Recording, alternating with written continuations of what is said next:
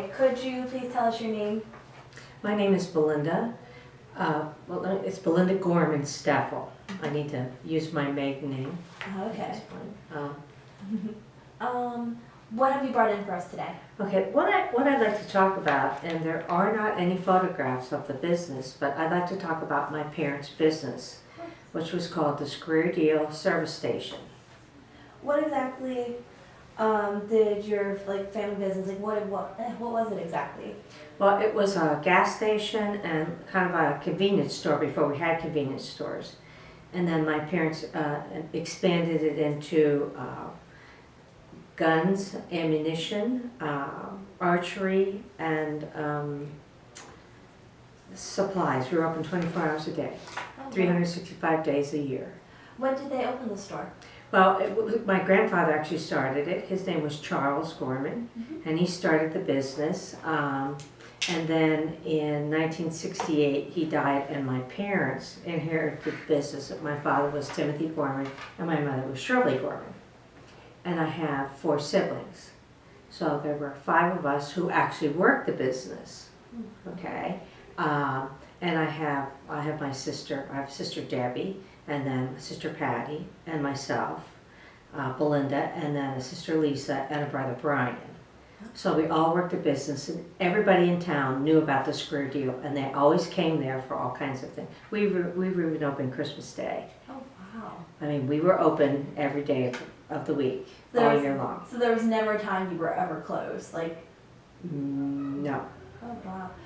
So is the store still open today, or is No. No. The building still exists, but after several floods, they kind of decided that they needed to,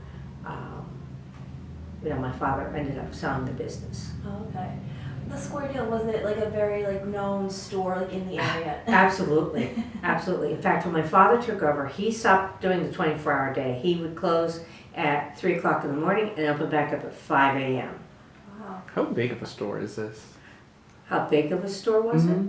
Well, it was, well, we sold all kinds of stuff. We sold milk, eggs, bread, and we sold all kinds of tobacco products at that time.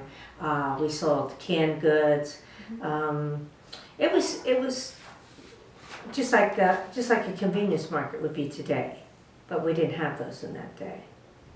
And we always had gasoline, so all of us kids learned how to pump gas from the time we were little. And the other thing we had in the store, which was really cool, was we had this candy case. And I was, at the age of 6, I started working in the store because I learned how to count money. But at the age of 10, it was my job to inventory everything and fill this huge candy case. It was full of penny candy. So we had people that would come in to purchase the penny candy as well. And my father had an absolutely great business.